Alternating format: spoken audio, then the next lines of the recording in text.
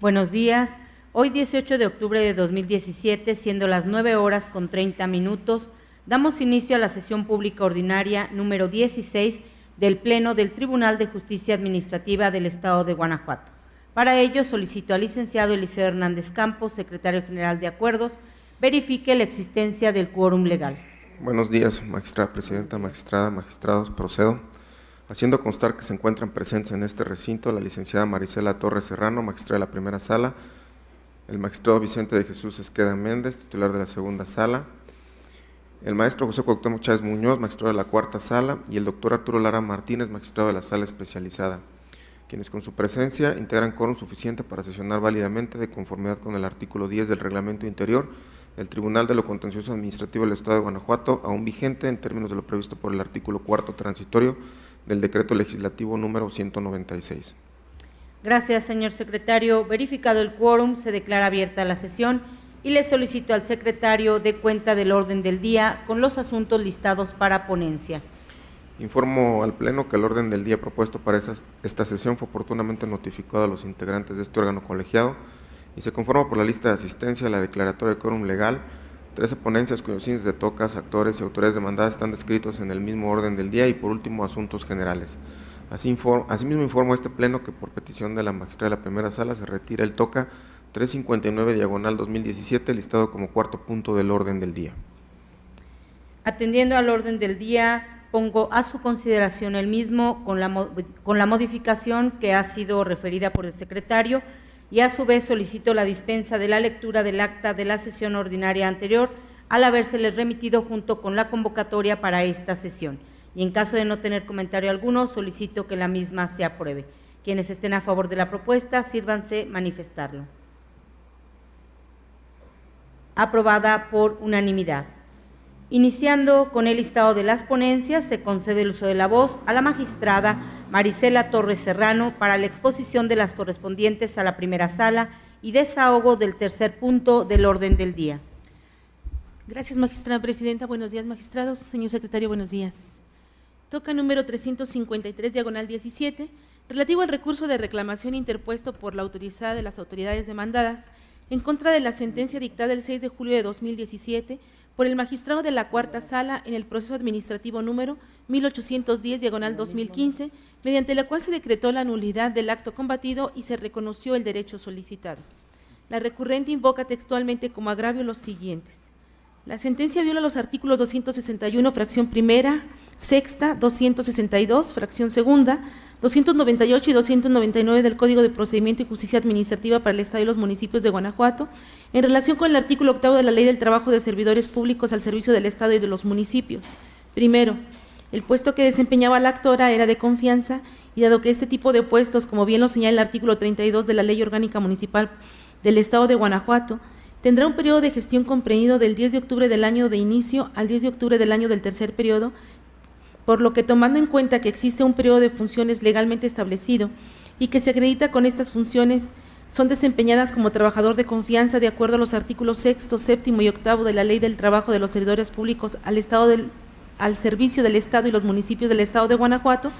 por lo que no existe destitución sino el simple cumplimiento del plazo para el desempeño de la actora como coordinadora de comunicación social, por lo que se solicita se tome en consideración, puesto que en ningún momento este acto es base de acción, puesto que no envuelve ninguna ilegalidad. Segundo, queda claro que las funciones generales de coordinación, inspección, vigilancia, fiscalización y administración, como en tener personal a su cargo y dirigir y coordinar, hacer entrega, recepción de coordinadora de comunicación social. Tercero, se precisa que el nombramiento que se otorgó a la coordinadora de comunicación social del Ayuntamiento de Tarimoro, Guanajuato, era por el periodo del Ayuntamiento 2012-2015, esto en cumplimiento del artículo 77, fracción 14ª, en relación con el artículo 41, fracción primera de la Ley Orgánica Municipal.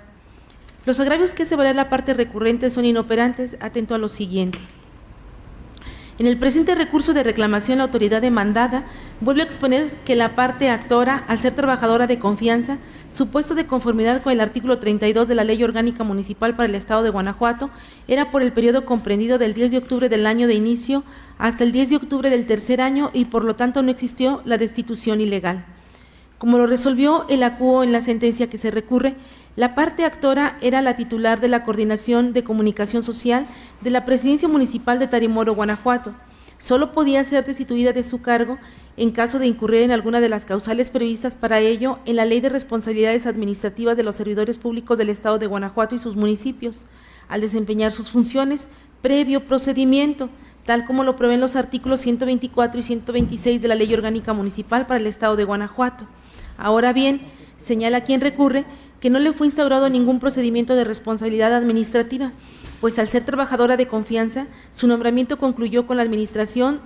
2012-2015. Sin embargo, como también fue analizado por el magistrado de la Cuarta Sala, las autoridades demandadas no acreditaron que el nombramiento era por el periodo del ayuntamiento 2012-2015.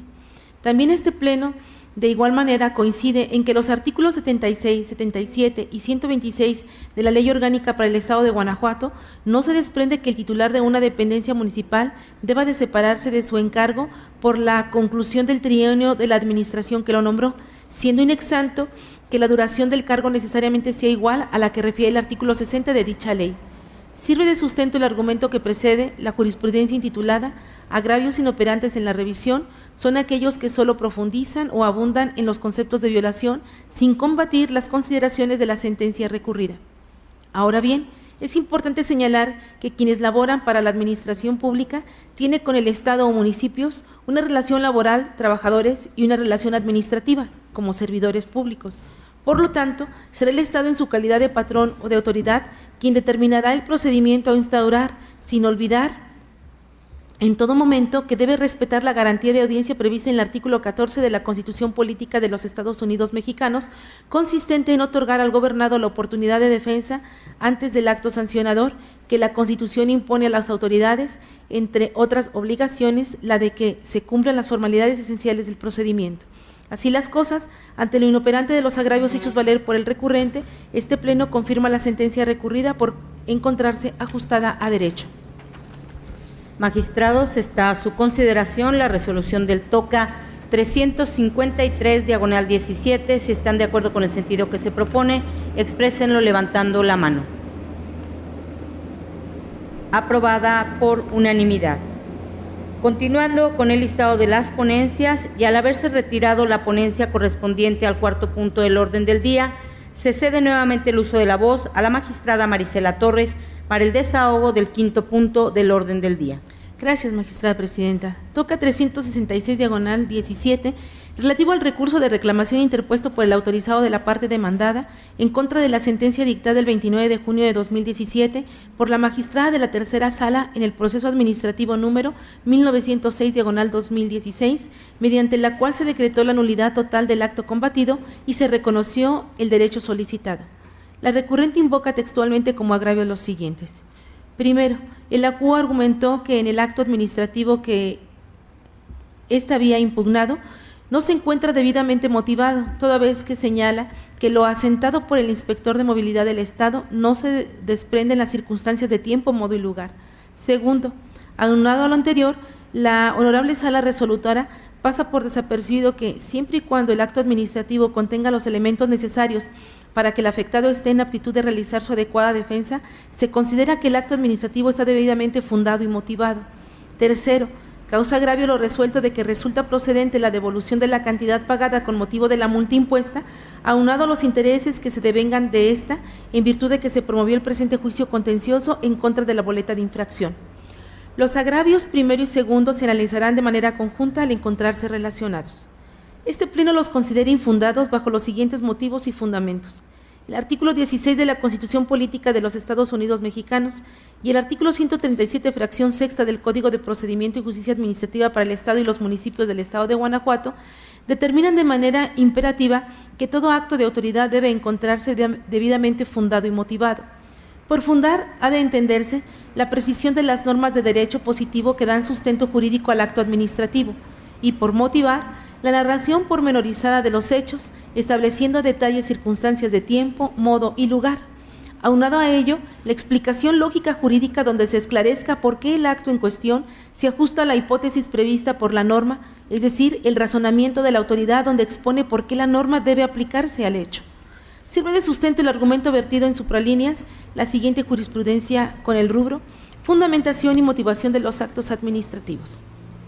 Tal como lo resolvió la magistrada de la tercera sala en la sentencia que se recurre, del análisis de la boleta de infracción número de folio 14.955, se observa que no contiene una completa motivación, pues fue omisa la autoridad en realizar la descripción de los actos que a su consideración ponían en riesgo la seguridad del usuario, terceros y la unidad vehicular. En relación al tercero de los agravios, de igual forma, este Pleno lo considera infundado, ello al tenor del artículo 38 en su párrafo quinto del Código Fiscal para el Estado de Guanajuato, ya que se desprende que para que proceda el pago de intereses es necesario que previamente exista una solicitud por parte del contribuyente y dirigida a la autoridad fiscal, con la finalidad de que ésta cumpla con su obligación de efectuar una revisión de los actos conforme a los que el contribuyente o la propia autoridad determinaron la cuantía de la cuota fiscal. Ahora bien, si la autoridad fiscal no realiza la devolución en el plazo indicado o bien se niega a restituir al contribuyente y éste se ve obligado a acudir ante una autoridad administrativa o jurisdiccional a demandar a la autoridad fiscal y en cumplimiento de una resolución dictada por las autoridades antes señaladas, se ve obligada a realizar la devolución del pago de lo indebido, deberá hacerlo con el pago de los respectivos intereses que se calcularán a partir del día siguiente al del vencimiento de dicho plazo, o de que hubiera surtido efectos la notificación de la resolución por la que se negó la devolución solicitada, conforme a una tasa que será igual a la prevista para los recargos en la Ley de Ingresos para el Estado de Guanajuato, vigente en el ejercicio correspondiente sobre la devolución actualizada. Sin embargo, el pago de intereses es parte del cumplimiento de la sentencia dictada al declararse la nulidad total de la infracción, incluyendo la imposición de la multa, porque el pago efectuado por la parte actora se considera como un pago de lo indebido y por ende debe ser devuelto con sus respectivos intereses. De una interpretación armónica de los artículos 37 y 38 del Código Fiscal del Estado de Guanajuato, tenemos que existe un derecho por parte de los contribuyentes a que sean resarcidos de aquellos importes que de manera indebida pagaron a las autoridades fiscales. En el presente caso, se materializó en virtud de que la parte actora efectuó el pago de una multa y posteriormente presentó de manera oportuna la demanda de nulidad, de la cual obtuvo la declaratoria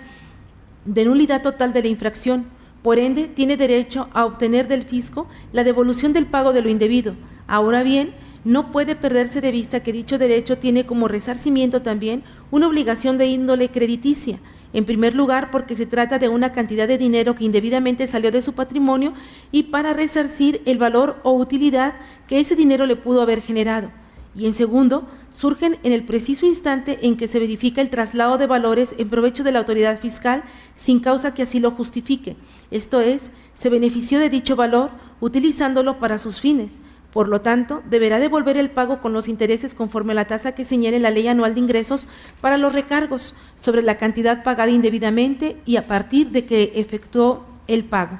Es ilustrativa para lo anterior la siguiente tesis bajo el rubro: devolución del pago de lo indebido. Los intereses derivados de la declaratoria de nulidad de la negativa de la autoridad fiscal a efectuarla deben calcularse conforme a la tasa que señala la Ley Anual de Ingresos para los recargos a partir de que se realizó el pago, legislación del Estado de Guanajuato. Consecuentemente, si la tasa para los recargos señalada por la Ley de Ingresos para el Estado de Guanajuato para el ejercicio fiscal 2016 es del 1.13% mensual, entonces sobre esa tasa la parte actora tiene derecho a obtener el pago de intereses. Lo anterior, de conformidad a lo señalado en el artículo 37 de la citada ley, mismos que deberán pagarse desde la fecha en que realizó la parte actora el pago y se cubrirá por cada mes o fracción que transcurra desde esa fecha hasta aquella en que se le realice el pago o devolución correspondiente.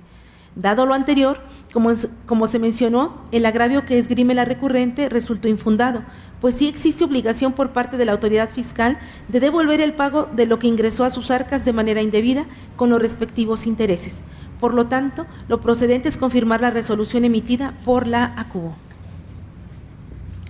Magistrados, se pone a su consideración la resolución del TOCA 366/17. Si están de acuerdo con el sentido que se propone, exprésenlo levantando la mano. Aprobada por unanimidad. Siguiendo con el listado de las ponencias, se concede de nueva cuenta el uso de la voz a la magistrada Marisela Torres para el desahogo del sexto punto del orden del día. Muchas gracias. Toca 377 diagonal 2017, relativo al recurso de reclamación interpuesto por el autorizado del síndico municipal de San José Iturbide, Guanajuato, en contra del acuerdo dictado el 2 de agosto de 2017 por el magistrado de la segunda sala en el proceso administrativo número 2594 diagonal 2016, en donde no fue admitida la prueba confesional. El recurrente invoca textualmente como agravio el siguiente. Único agravio. Causa agravio a mi representado la incorrecta aplicación que realiza la ACUO del artículo 307K del Código del Procedimiento y Justicia Administrativa para el Estado y los municipios de Guanajuato en relación con los artículos 54 y 62 de ese mismo ordenamiento, en razón de que consideró que es injusto que se exija la presentación de un sobre cerrado que contenga pliego de posiciones en su interior cuando se trata de un juicio en línea y es materialmente imposible escanear un sobre cerrado y que se puede abrir para extraer un pliego de posiciones contenido en su interior, como lo exige la ley de la materia en el procedimiento tradicional. Como podrá constatar el Pleno de este Tribunal, cuando conozca del presente recurso, en el sumario fue debidamente exhibido el pliego de posiciones en forma abierta por mi representado, lo que consta en correspondiente acuse de recibo. El único agravio señalado por la recurrente resulta parcialmente fundado y por ende suficiente para modificar el acuerdo solo en la parte que se impugna, como se demostrará enseguida. De los artículos 62, 281, fracción quinta, 266, fracción sexta, 267, 307D, segundo párrafo y 307K del Código de Procedimiento y Justicia Administrativa para el Estado y los municipios de Guanajuato, se desprende que tratándose de la prueba confesional, ya sea en su modalidad de proceso o bien de juicio en línea, las posiciones deberán ofrecerse en sobre cerrado, el cual deberá guardarse y permanecer así hasta la fecha en que se desahogue la prueba. Esto es así para darle seguridad jurídica a quien la ofrece. Ahora bien, de la interpretación de los anteriores ordenamientos legales tenemos que el pliego de posiciones deberá acompañarse en la presentación de la demanda, pero si no se adjunta, se le debe requerir al oferente para que lo presente en el término de 5 días y en caso de no hacerlo, se tendrá por no presentada. Por lo tanto, en el caso de las autoridades, en atención al principio, donde existe la misma razón, debe aplicarse la misma disposición. De igual forma deben ser requeridas cuando ofrezcan la prueba confesional sin anexar el pliego de posiciones en sobre cerrado. Además de lo anterior, en el proceso administrativo generalmente impera el principio de paridad procesal. De esta guisa, las resoluciones que se adopten en el proceso en relación con la controversia planteada atenderán tanto a las pretensiones de la actora como a los argumentos expuestos por la demandada, sin que el órgano de instrucción pueda perfeccionarlos mediante la introducción de nuevos aspectos o concediendo a alguna de las partes oportunidades no otorgadas a la otra y con ello afirmar que tales resoluciones se dictan en estricto derecho. En la especie, la autoridad con su escrito de contestación, presentado en el proceso de origen el 31 de enero de 2017, ofreció entre otras pruebas la confesional, anexando el pliego de posiciones que debía absolver el actor. Tal como lo resolvió el ACUO, dicha prueba no se ofreció con la formalidad que establecen los artículos antes transcritos, es decir, el pliego no lo presentó en sobre cerrado. Por lo tanto, lo procedente era que la sala requiriera a la autoridad para que presentara el pliego de posiciones en sobre cerrado antes de negar su admisión.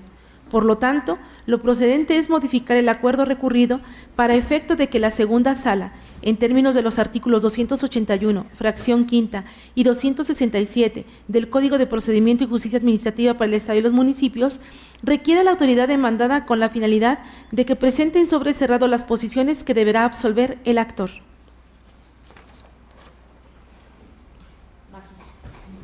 Magistrada y magistrados, ha sido expuesto el toca 377, diagonal 17. Si están de acuerdo con el sentido que se propone, exprésenlo levantando la mano. Aprobado por unanimidad. Continuando con el listado de las ponencias, se concede ahora el uso de la voz al magistrado Vicente de Jesús Esqueda Méndez para la presentación de las correspondientes a la segunda sala y desahogo del séptimo punto del orden del día. Muchas gracias. Buenos días, compañeras magistradas, señores magistrados, señor secretario. El toca 350, diagonal 17, es relativo al recurso de reclamación interpuesto por la autoridad demandada en contra de la sentencia dictada en el proceso administrativo 314, diagonal 16, por la magistrada de la tercera sala de este tribunal. Previo al análisis de los agravios hechos valer por la parte recurrente, es conveniente precisar lo siguiente. En el proceso administrativo principal, la parte actora impugnó la resolución donde se determinó el cese de su cargo. En la sentencia que se revisa se decretó la nulidad de la resolución impugnada e inconforme con la determinación que antecede, la autoridad demandada interpuso el recurso de reclamación que nos ocupa, en donde hizo valer dos agravios. El agravio segundo, a juicio de este tribunal en pleno, es infundado por las siguientes razones. La sala de origen no tenía el deber de pronunciarse respecto al pago realizado en exceso al actor por concepto del periodo del 16 al 31 de octubre del año 2015, ya que condenó a la autoridad a pagar la remuneración diaria desde la fecha del cese, esto es, del 15 de octubre de 2015 hasta que se cumpla con la sentencia. En este contexto, es de considerarse que el pago antes señalado es parte del cumplimiento que la autoridad debe dar a la sentencia en lo que respecta al pago de la remuneración diaria, de ahí lo infundado del agravio objeto de estudio. No obstante lo anterior, el agravio primero, a juicio de este tribunal, es fundado por las siguientes consideraciones jurídicas. La autoridad, a su escrito de cumplimiento de requerimiento, anexó 4 recibos. El primero con fecha 13 de noviembre de 2015, el segundo con fecha 30 de octubre de 2015, el tercero con fecha 29 de junio de 2015 y el cuarto 14 de abril de 2015. Estos recibos traen respectivamente los números 21, 20, 12 y 7, diagonal 2015, los 4. Asimismo, el recibo anexado a la demanda por el actor posee la fecha de 14 de octubre de 2015 y trae el número 19, diagonal 2015. De esto se desprende que los números 21, 20, 19, 12 y 7, todos del año 2015, consignados en los recibos, se refieren a las quincenas 21, 20, 19, 12 y 7 de 2015, ya que éstas se actualizaron los días 13 de noviembre, 30 de octubre, 14 de octubre, 29 de junio y 14 de abril de 2015, fechas que coinciden con las asentadas en los recibos con los números de referencia respectivamente. Lo anterior está robustecido con el oficio de fecha 16 de marzo de 2016, emitido por la Directora de Recursos Humanos y Desarrollo Institucional y anexado al escrito de cumplimiento de requerimiento, el cual consigna que el actor percibía un salario quincenalmente, de ahí lo fundado del agravio objeto de estudio. En consecuencia, es procedente modificar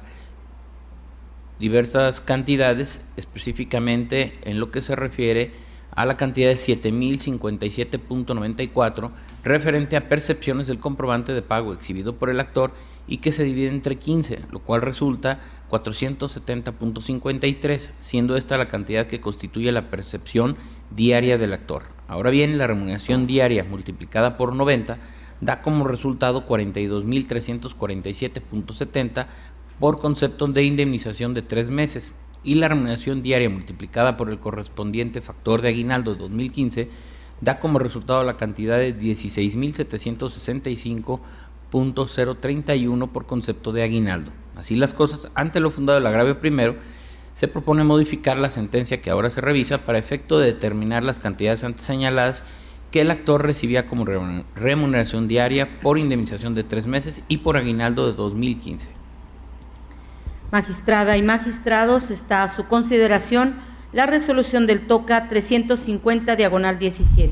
En caso de estar de acuerdo con el sentido que se propone, sírvanse manifestarlo. Aprobada por unanimidad. Siguiendo con el listado de las ponencias, se concede nuevamente el uso de la voz al magistrado Vicente de Jesús Esqueda Méndez para el desahogo del 8º punto del orden del día. Gracias, señora presidenta. El TOCA 365, diagonal 17, es relativo al recurso de reclamación interpuesto por la autoridad demandada en contra de la sentencia dictada en el proceso 453, diagonal 16, por la magistrada de la tercera sala de este tribunal. Previo al análisis de los agravios hechos valer,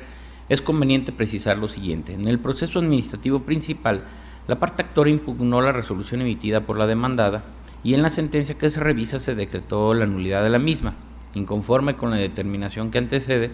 la autoridad demandada interpuso el recurso de reclamación que nos ocupa, en donde hizo valer dos agravios. El primer argumento del agravio primero, a juicio de este tribunal en pleno, es infundado por las siguientes consideraciones jurídicas. En la notificación objeto de estudio,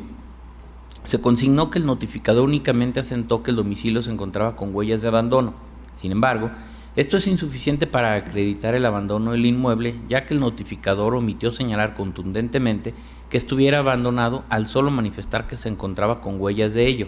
Para profundizar en lo anterior, es de señalarse que del hecho de que el notificador consignó que encontró el domicilio del actor solitario, con paredes grafiteadas y puerta con candado,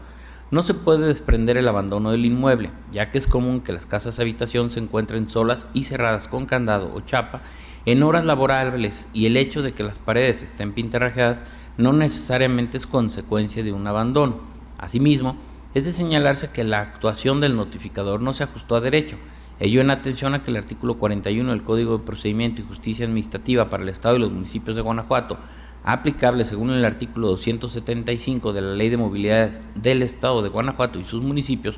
consigna que en los casos en que el domicilio se encuentre cerrado, la citación se entenderá con el vecino mayor de edad más cercano para que el interesado espere al notificador a una hora fija del día siguiente, fijándose una copia adicional en la puerta o lugar visible del domicilio, y una vez hecho esto, el notificador debe regresar a la hora y fecha marcada en el citatorio para realizar la notificación. El primer argumento del agravio primero y el agravio segundo, a juicio de este tribunal en pleno, son infundados por las siguientes consideraciones jurídicas. El acuerdo de fecha 17 de diciembre de 2014 se ordenó notificar, en el acuerdo de fecha 17 de diciembre de 2014 se ordenó notificar el acuerdo de erradicación sin invocar el sobre de Correos de México, en cuya parte posterior se señalaba cambio de domicilio. En este contexto, tenemos que no puede considerarse el sobre de referencia para determinar la legalidad del acuerdo de fecha 17 de diciembre de 2014, ya que no fue invocado en dicho auto. Ahora bien, el acuerdo de fecha 17 de diciembre de 2014 y la notificación practicada en cumplimiento de dicho acuerdo son ilegales, ya que son fruto de la notificación del 16 del citado mes y año, la cual es ilegal en los términos anteriormente expresados. Por ello, no se actualizan las tesis citadas en los agravios en comento. De ahí lo infundado de los argumentos objeto de estudio. Así las cosas, ante lo infundado de los agravios hechos valer por la parte recurrente, se propone confirmar la sentencia que se revisa. Ha sido expuesto el proyecto del TOCA 365/17. En caso de estar de acuerdo con su sentido, exprésenlo levantando la mano. Aprobado por unanimidad. Siguiendo con el listado de las ponencias, procedo a exponer las correspondientes a la tercera sala, y para el desahogo del 9º punto del orden del día, someto a consideración del Pleno el proyecto de resolución correspondiente al recurso de reclamación TOCA 318/17, interpuesto por la autoridad demandada en el proceso administrativo 736/2016, en contra de la sentencia de 26 de mayo de 2017, pronunciada por el magistrado de la Cuarta Sala. Con el propósito de contextualizar el asunto, enseguida se narrarán los hechos vinculados con las cuestiones jurídicas a dirimir en este recurso. En el proceso de origen se controvirtió la legalidad de la resolución en la que se determinó la responsabilidad administrativa del actor por haber actuado con falta de diligencia en un procedimiento para la adquisición de bienes, al elaborar un dictamen técnico en el que se indicaba que respecto a ciertas partidas, uno de los proveedores cumplía con los requisitos solicitados cuando no era así, lo que implicaba un incumplimiento a su obligación como servidor público prevista en el artículo 11, fracción primera, de la Ley de Responsabilidades Administrativas de los Servidores Públicos del Estado de Guanajuato y sus municipios, en relación con el artículo 62 de la Ley de Adquisiciones, Enajenaciones, Arrendamientos y Contratación de Servicios del Sector Público en el Estado de Guanajuato. Al dictar la sentencia recurrida, la Sala decretó la nulidad total de la resolución impugnada porque no se demostró la conducta imputada al actor. En su expresión de agravios, la autoridad recurrente medularmente sostiene que el artículo 62 de la Ley de Adquisiciones, Enajenaciones, Arrendamientos y Contratación de Servicios del Sector Público establece la obligación en general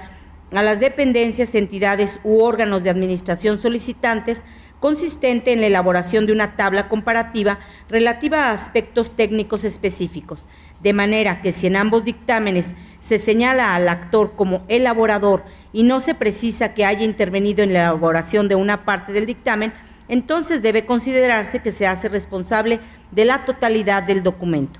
Los planteamientos referidos son infundados. Del artículo 62 de la abrogada Ley de Adquisiciones, Enajenaciones, Arrendamientos y Contratación de Servicios del Sector Público, en relación con el artículo 62 del abrogado reglamento de esa ley para el Poder Ejecutivo, se desprende que en los procedimientos para la adquisición de bienes el área solicitante elaborará la parte de la tabla comparativa que corresponda a los bienes o servicios que hayan pedido, pues lógicamente serán los solicitantes quienes contarán con los conocimientos necesarios para determinar cuáles ofertas cumplen con los aspectos técnicos requeridos. Como ya se mencionó, en el procedimiento de responsabilidad administrativa se le atribuyó al actor la elaboración del dictamen técnico donde se indicó erróneamente que la oferta presentada por un proveedor respecto de ciertas partidas sí cumplía con los requisitos solicitados. Una apreciación aislada de la tabla comparativa donde conste el apuntado hierro ciertamente conduciría a establecer que todos los servidores públicos que signaron dicho instrumento con el carácter de elaboradores, entre ellos el actor, realizaron ese estudio comparativo en su totalidad, pues no se hace acotación alguna. Sin embargo, de las constancias que obran en el expediente se advierte que los bienes correspondientes a las partidas respecto de las cuales se cometió el error fueron solicitados por la Dirección General del Registro Civil. Por consiguiente, en términos de lo dispuesto por los preceptos normativos referidos, debe considerarse que la representante de esa unidad responsable fue quien elaboró la parte de la tabla comparativa donde se cometió el error y no el actor. Ante tales circunstancias es inconcuso que no se acreditó la conducta que se reprochó al actor dentro del procedimiento de responsabilidad administrativa, de ahí que la decisión de la sala de decretar su nulidad resulte acertada. Por tanto,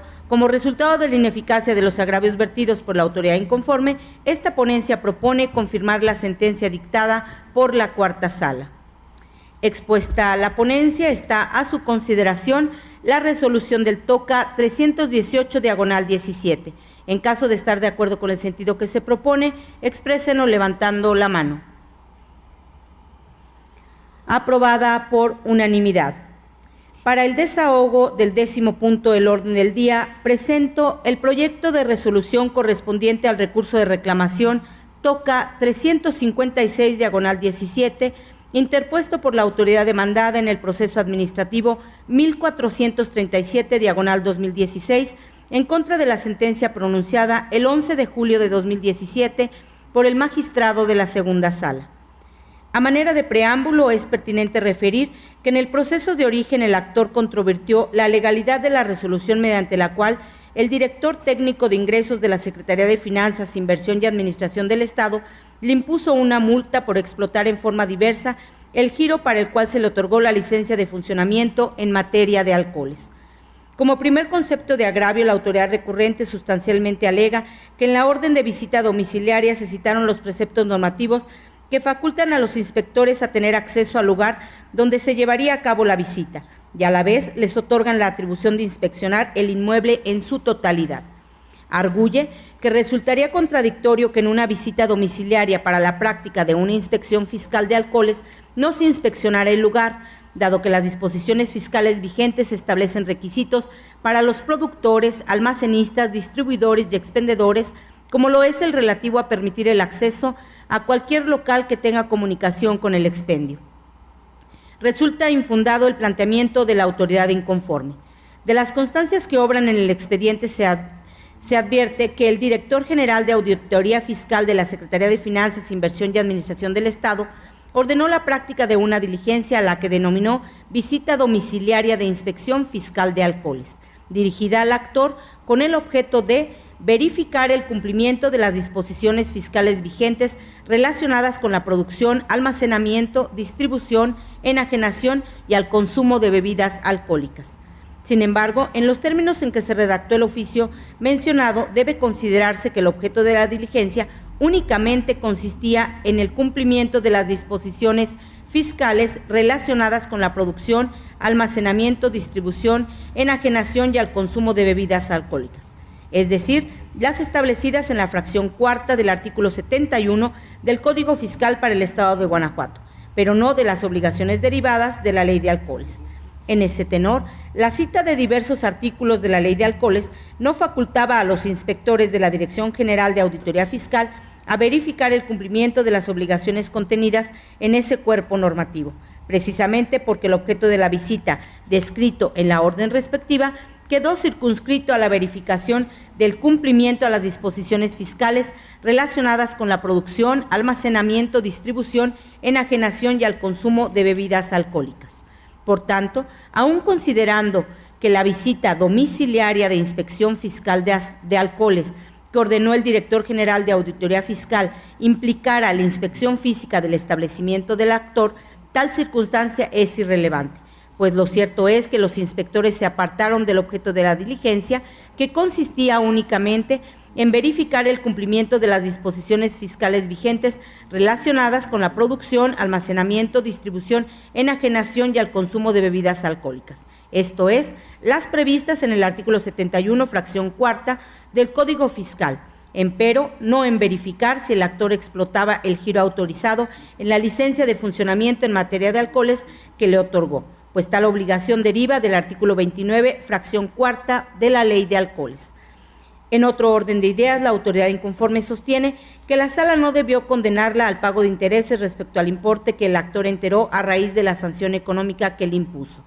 Aduce que en términos del artículo 38 del Código Fiscal, el pago de intereses solo es procedente cuando el contribuyente solicite la devolución de importes pagados indebidamente y la devolución no se efectúe dentro del plazo legal, o bien cuando se niegue y posteriormente se concede en cumplimiento de una resolución dictada en un recurso administrativo o por un órgano jurisdiccional, supuesto que no se actualiza en el caso concreto. Tal planteamiento, aunque resulta sustancialmente fundado, deviene inoperante. Ciertamente, como lo refiere la recurrente, de acuerdo con el artículo 38, párrafo quinto del Código Fiscal, para que proceda el pago de intereses es necesario que previamente exista una solicitud por parte del contribuyente dirigida a la autoridad fiscal, de manera que si ésta no realiza la devolución en el plazo indicado o bien niega la restitución y el contribuyente acude ante una autoridad administrativa o jurisdiccional que ordena la devolución, la autoridad fiscal debe pagar los respectivos intereses. Sin embargo, el pago de intereses es parte del cumplimiento de la sentencia dictada al declararse la nulidad total de la imposición de la sanción económica, porque el pago efectuado por el actor se considera como un pago de lo indebido y por ende debe ser devuelto con sus respectivos intereses. En efecto, de una interpretación armónica de los artículos 37 y 38 del Código Fiscal, se advierte la existencia de un derecho a favor de los contribuyentes a que se les resarzan los importes que de manera indebida pagaron a las autoridades fiscales, hipótesis que en el caso se materializó en virtud de que el actor efectuó el pago de la multa y posteriormente promovió el proceso administrativo de origen, donde se declaró la nulidad total de la imposición de la multa, y como consecuencia de ello, obtuvo el derecho a obtener del fisco la devolución del pago del indebido, así como el pago de los intereses. En el orden de ideas precisado, como resultado de la ineficacia de los agravios vertidos por la autoridad inconforme, esta ponencia propone confirmar la sentencia dictada por la segunda sala. Magistrada y magistrados, ha sido expuesta la ponencia, por lo que está a su consideración el proyecto del TOCA 356/17. En caso de estar de acuerdo con su sentido, sírvanse manifestarlo. Aprobado por unanimidad. Siguiendo con las ponencias listadas, se cede ahora el uso de la voz al magistrado José Cuauhtémoc Chávez Muñoz para la presentación de las correspondientes a la cuarta sala y desahogo del 11º punto del orden del día. Muchas gracias, magistrada presidenta. Buenos días, magistradas, magistrados, secretario general. Inicio con las ponencias correspondientes a la cuarta sala, refiriéndome en un primer momento al TOCA 121/17, relativo al recurso de reclamación interpuesto por el entonces director de lo contencioso adscrito a la Subprocuraduría Fiscal de Asuntos Contenciosos y resoluciones de la Procuraduría Fiscal del Estado, de la Secretaría de Finanzas, Inversión y Administración del Gobierno del Estado de Guanajuato. Autoridad demandada en contra de la sentencia de fecha 3 de febrero de 2017 emitida por la magistrada de la tercera sala de este tribunal en el proceso administrativo número 604 del 2015.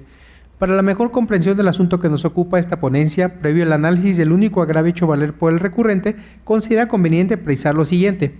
En el proceso administrativo principal, el actor impugnó el oficio de fecha 3 de febrero del 2015 en el que se le determina un crédito fiscal. Seguido el proceso administrativo principal en todos sus trámites legales, la magistrada de la tercera sala dictó la sentencia recurrida en la que declaró la nulidad del acto impugnado, básicamente porque la misma es fruto de un acto viciado de origen, ya que en la realización de notificación del oficio del 25 de febrero del 2014, donde se solicita información y documentación, el notificador designado Se constituyó al domicilio del actor en hora diversa a la indicada en el citatorio respectivo. Inconforme con las determinaciones que anteceden, la autoridad demandada interpuso el recurso de reclamación que nos ocupa, en donde hizo valer un único agravio, en el cual medularmente alega que si bien al inicio del acta de notificación de fecha 28 de febrero de 2014 se advierte que el actuario fiscal asentó las 10:05 horas, esta corresponde a la hora en que comenzó a levantar el acta respectiva, previa constitución y cercioramiento del notificador del domicilio fiscal de la promovente, siendo a las 10 horas. Pues bien, dicho agravio, a juicio de esta ponencia, es infundado para modificar o revocar la sentencia recurrida. Ello es así porque es incorrecto lo estimado por el recurrente, en cuanto a que de la constancia respectiva se advierte que la hora sentada al inicio de la misma, 10:05, corresponde al momento en que el notificador comenzó a redactarla, ya que de la lectura del acto correspondiente no se aprecia tal circunstancia que se arguye. Contrario a lo considerado por quien recurre, no se advierte la existencia de elementos que lleven a concluir que a las 10:05 que asentó el notificador al inicio del acta del 28 de febrero del 2014 corresponde a la hora que comenzó a redactarla y que la misma haya iniciado a las 10 horas. Antes bien, de la lectura íntegra de dicha diligencia se aprecia que el notificador designado se constituyó, como así lo asentó, en el domicilio del contribuyente, y tanto así que en ese acto, como enseguida lo redactó, procedió a cerciorarse de que en el domicilio en que se constituyó correspondía efectivamente a aquel. Luego es de explorado derecho que en materia de notificaciones se tiene que ir, al practicarse de manera personal el domicilio del interesado, el actuario diligenciario notificador lo primero que hará será constituirse en el lugar respectivo y enseguida cerciorarse de que el domicilio corresponde al buscado y procederá a sentar los datos que lo llevaron a la certeza de que aquel en que se constituyó corresponde al de los autos, y una vez que tiene plena certeza de ello, acto seguido llamará a la puerta para preguntar por el buscado.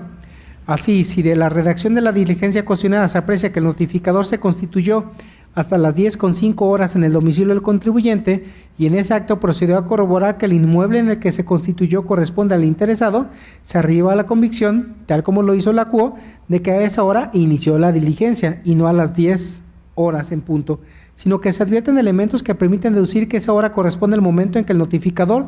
comenzó a redactar el acta. De ahí lo infundado, el agravio que nos ocupa. Así las cosas, ante lo infundado, el único agravio hecho valer por quien recurre, lo procedente, a juicio de esta ponencia, es confirmar la sentencia que ahora se revisa. Magistrados, está a su consideración la resolución del TOCA 121/17. Si están de acuerdo con el sentido que se propone, exprésenlo levantando la mano. Aprobada por unanimidad.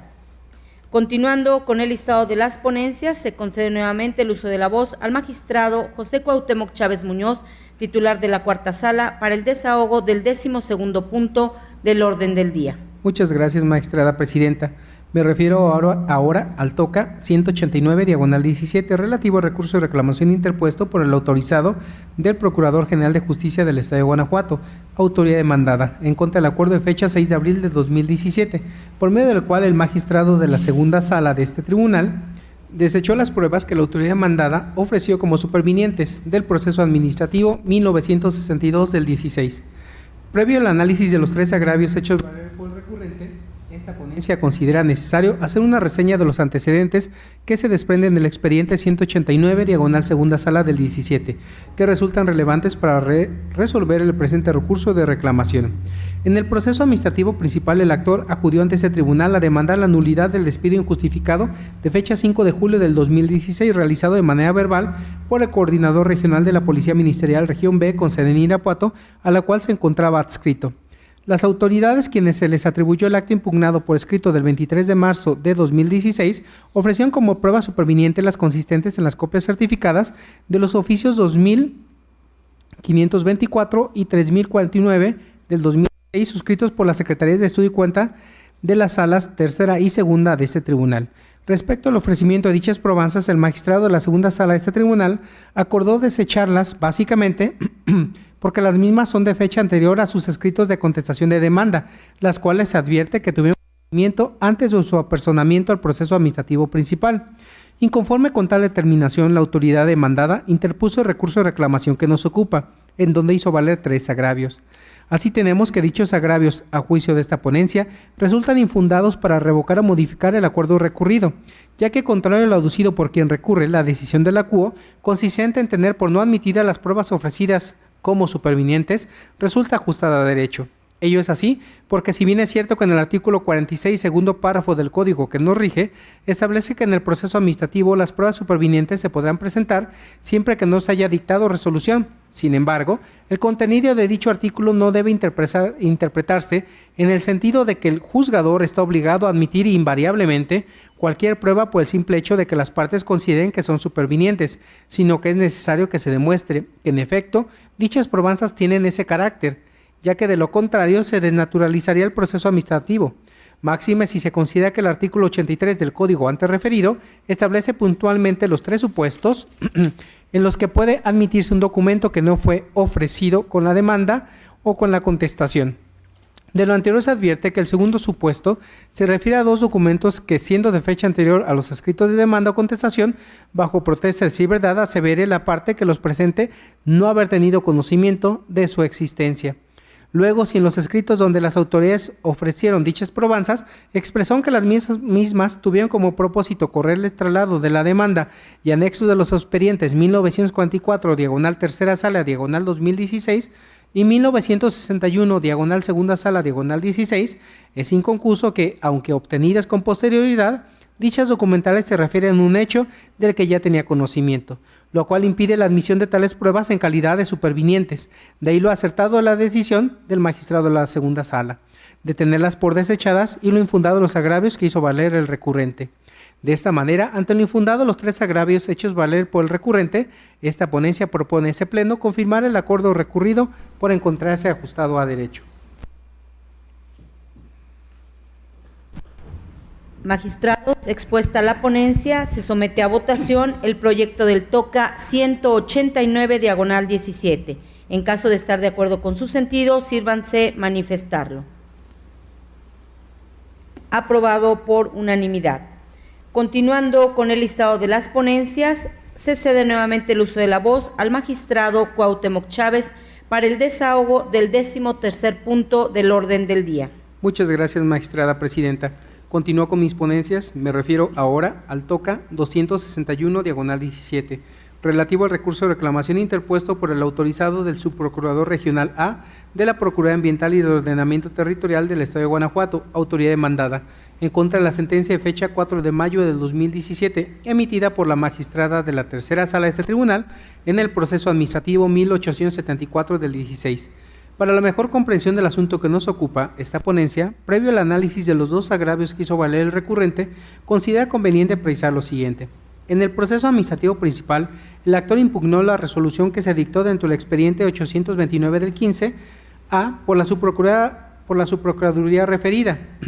y notificada el día 11 de julio del 2016. Seguido el proceso administrativo principal en todos sus trámites legales, la magistrada de la tercera sala dictó la sentencia recurrida en la que declaró la nulidad de la resolución impugnada, básicamente porque en la misma se encuentra insuficientemente motivada, ya que el subprocurador demandado no asentó los criterios fundamentales con base en los cuales se concluyó que la parte actora incurrió en la falta administrativa, esto es, no se expusieron las razones mínimas a fin de que la actora estuviera en posibilidad de verificar si el caso puede subsumirse en la hipótesis prevista en esas normas jurídicas aplicadas y así tener la oportunidad de una adecuada defensa. Inconforme con las determinaciones que anteceden, la autoridad demandada interpuso el recurso de reclamación que nos ocupa, en donde hizo valer 2 agravios. Así tenemos que dichos agravios, a juicio de esta ponencia, son inoperantes, toda vez que ha sido criterio reiterado de este tribunal que la inoperancia de los agravios en la reclamación se configura ante la actualización de algún impedimento técnico que imposibilite el examen del planteamiento efectuado, supuesto en el cual se sitúa el relativo a que en los agravios formulados no se controviertan las consideraciones medulares vertidas por el órgano jurisdiccional que sustenten el sentido del fallo. Luego, si con las manifestaciones vertidas en el agravio primero no se evidencia la ilegalidad de las consideraciones en que se sustenta el fallo para declarar la nulidad del acto impugnado, sino que únicamente el recurrente se limita a argumentar de forma genérica que son falsos los señalamientos de la magistrada, es evidente que esas manifestaciones resultan ineficaces para desvirtuar las consideraciones jurídicas medulares expuestas por la resolutora para apoyar su sentencia, lo cual, se insiste, torna inoperante el agravio en estudio.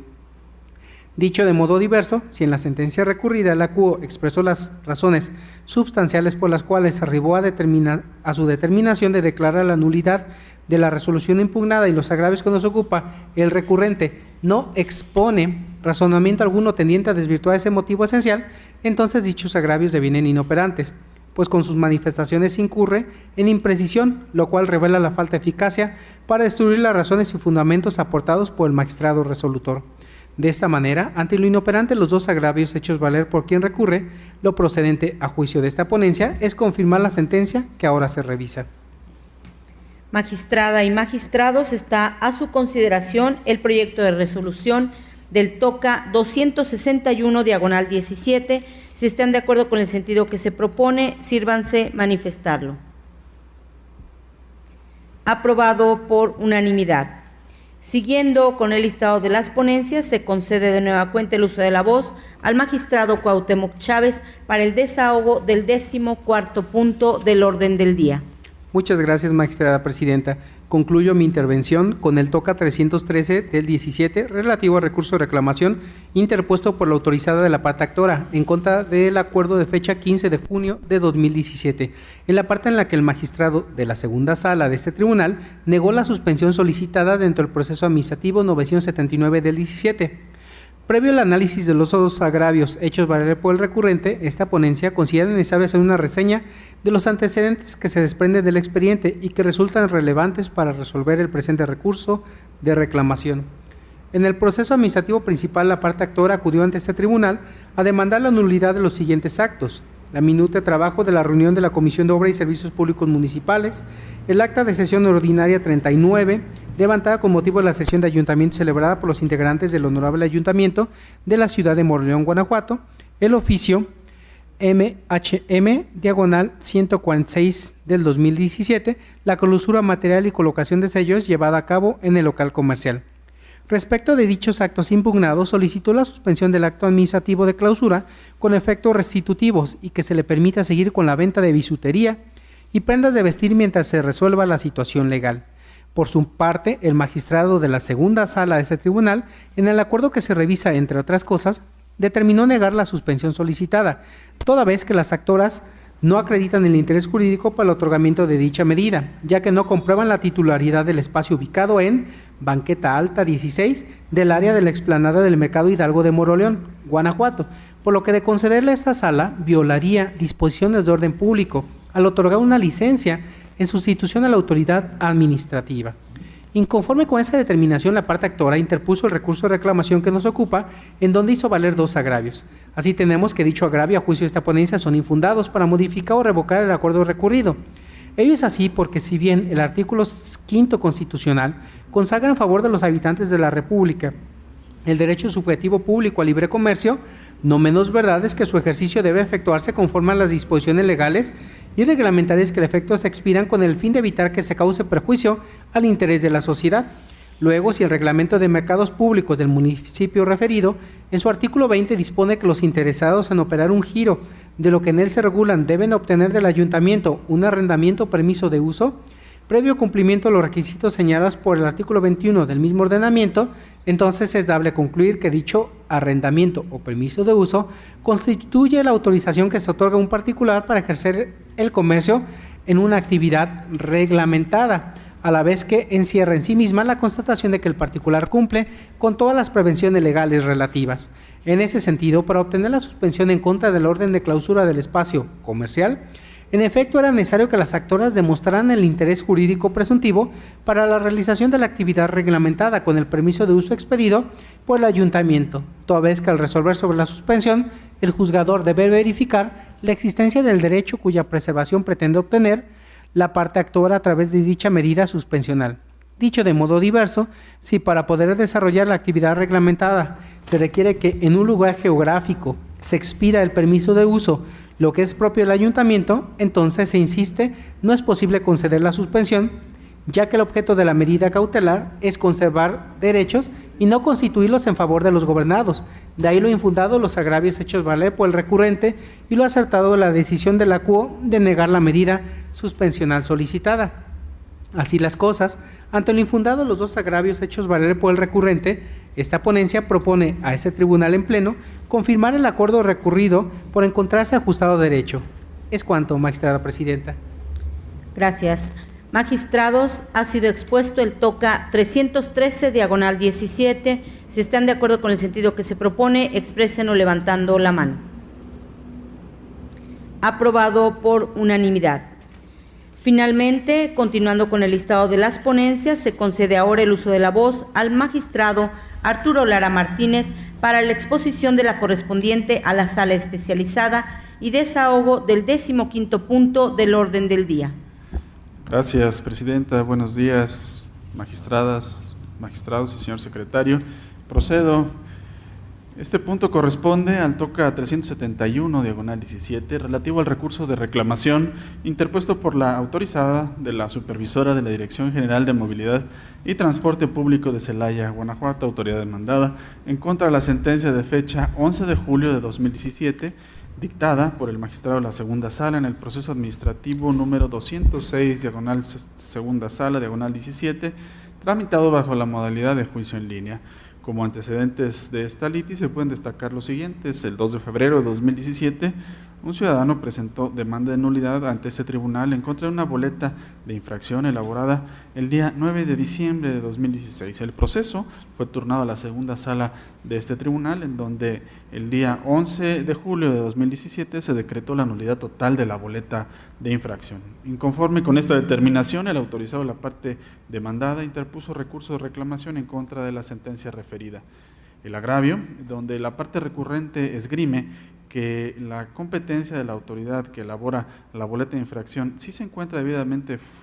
fundada. A criterio de esta ponencia, este agravio es infundado. Atentos a lo siguiente. El artículo 16 de la Constitución Política de los Estados Unidos Mexicanos y el numeral 137, fracción primera del Código de Procedimiento y Justicia Administrativa para el Estado y los municipios de Guanajuato determinan de manera imperativa que todo acto de autoridad debe ser emitido por autoridad competente y que en el cuerpo del acto debe constar fundamento y motivo que justifique esta circunstancia. Sirve de sustento al argumento vertido anteriormente la jurisprudencia cuyo rubro indica fundamentación y motivación de los actos administrativos. De la lectura de la boleta de infracción impugnada se desprende que la misma fue emitida por un supervisor y los artículos que fundamentan la emisión de una boleta de infracción no otorgan facultades de actuación a supervisor alguno, sino a los inspectores de la Dirección de Tránsito Municipal, tal y como se establece en el artículo 12 del Reglamento de Transporte Público de Personas en Ruta Fija del municipio de Celaya, Guanajuato. Por lo tanto, se revela una indebida fundamentación y en la boleta de infracción, ya que no se plasma en ella los artículos precisos que otorgan al supervisor de tránsito la posibilidad de emitir una boleta de infracción. En virtud de lo anterior, se propone a este pleno confirmar la sentencia de fecha 11 de julio de 2017 dictada por el magistrado de la segunda sala. Magistrados y magistrada, está a su consideración el proyecto del toca 371, diagonal 17. En caso de estar de acuerdo con el sentido que se propone, sírvanse manifestarlo. Aprobado por unanimidad. Siguiendo con el orden del día, señor secretario, le pido que dé cuenta con los asuntos generales. Gracias, magistrada. Procedo. El primer asunto general se encuentra motivado por el dictamen emitido por la Comisión de Evaluación entre el expediente 02, diagonal CE, diagonal TCA, diagonal segunda sala, diagonal 2016, que contiene la evaluación del desempeño del magistrado Vicente Jesús Esqueda Méndez durante el periodo 2015. En ese sentido, de conformar con el artículo 6, párrafo segundo de los lineamientos para la evaluación de salas y magistrados del Tribunal de lo Contencioso Administrativo del Estado de Guanajuato, aún vigente en términos de lo previsto por el artículo 4 transitorio del Decreto Legislativo número 196, el magistrado evaluado contará con el término de 10 días hábiles para que haga valer ante el Pleno las excepciones, pruebas supervinientes o cualquier otra circunstancia que no se hubiese asentado en el dictamen en caso de considerarlo necesario. Magistrados, ¿tienen algún comentario sobre el asunto que se ha expuesto? En consecuencia, se somete a votación el dictamen emitido por la Comisión de Evaluación que contiene la evaluación al desempeño del magistrado Vicente de Jesús Esqueda Méndez correspondiente al año 2015. Si están de acuerdo con el dictamen, sírvanse manifestarlo. Aprobado por unanimidad.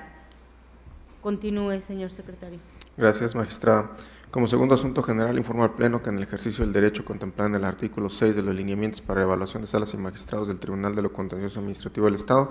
los magistrados Arturo Lara Martínez, quien ahora está en funciones de la sala especializada, y Vicente Esqueda Méndez, de la segunda sala, sí realizaron manifestaciones por escrito respecto a las verificaciones de sus salas, por lo que la Comisión de Evaluación se ocupará de estas y procederá a tenerlas a consideración para efecto de integrarlas en la elaboración de los dictámenes respectivos, mismos que una vez emitidos serán presentados a este cuerpo colegiado para efecto de su análisis y en su caso aprobación, en términos de lo dispuesto por el artículo 6, párrafo segundo de los lineamientos para la evaluación de salas y magistrados del Tribunal de lo Contencioso Administrativo del Estado de Guanajuato.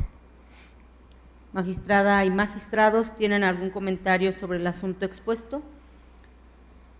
En tal sentido, los integrantes del Pleno nos damos por enterados. No habiendo más asuntos que tratar y agotados los puntos listados en el orden del día, declaro cerrada la sesión ordinaria de Pleno número 16 del Tribunal de Justicia Administrativa del Estado de Guanajuato del día de su fecha, siendo las 10:31. Gracias por su asistencia y participación, señora magistrada, señores magistrados, señor secretario general, que tengan todos ustedes un muy buen día.